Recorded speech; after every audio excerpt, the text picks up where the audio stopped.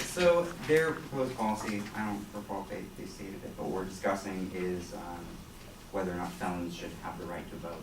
And in many states, Durandi had listed off 12 states that disallow felons from voting. She did one by one. I could list off the other 38, but I think I might take a little bit too much of your time.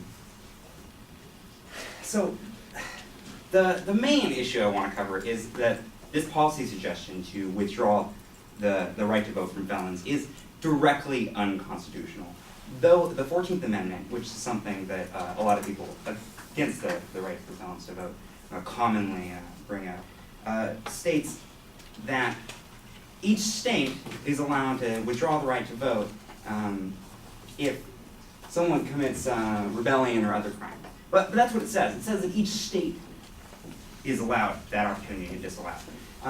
So a proposal that would suggest that the nation as a whole would take away all felons' rights goes against the state's rights.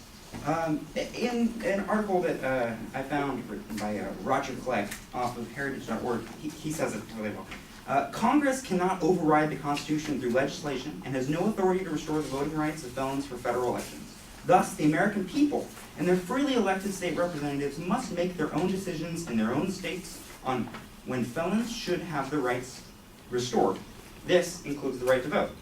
Legislation passed by the Congress to take away that power is unconstitutional. Kentucky can take the right to vote away. Alabama can't take the right to vote away. Heck, California could. But in a recent election, what we voted on said otherwise. The current policy in California is that you do not need to do anything to restore your right to vote. It is automatically restored once you have completed your parole and are no longer in state prison. And the only time that you are not eligible to vote in California is if you are in state prison or on parole.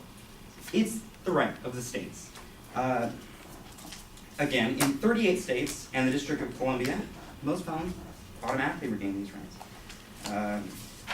But that's not to say that these felons aren't being punished. They certainly are.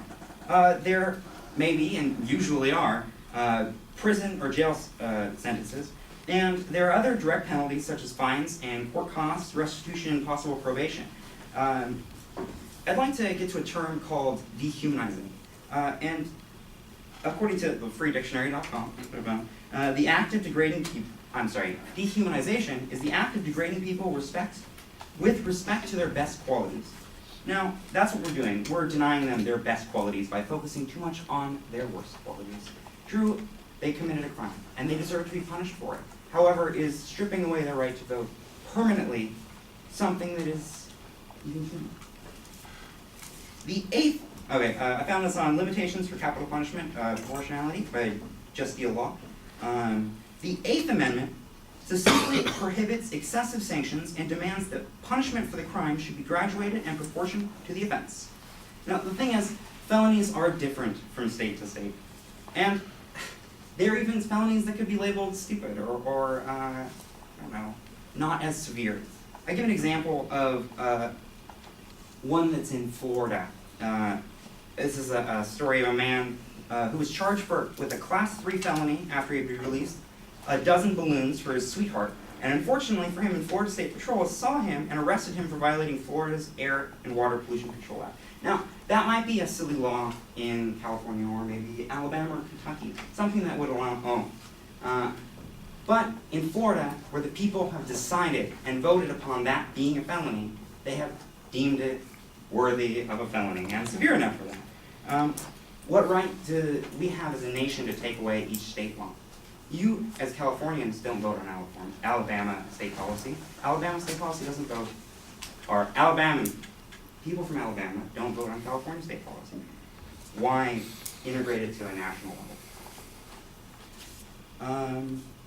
There are even states that allow prisoners to vote while incarcerated. These include Maine and Vermont. In an article found by Christopher Ugin, PhD, written in 2006, denying prisoners the right to vote is likely to undermine respect for the rule of law. Allowing prisoners to vote, by contrast, may strengthen their social ties and commitment to the common good, thus promoting legally responsible participation in civil society. Some states have deemed this okay for them to vote. they've even seen it as something that can help improve them in their process of recreating themselves to be put back into society. But that's the goal, right? Certainly the goal. This, to reiterate, is again directly unconstitutional, and their proposal,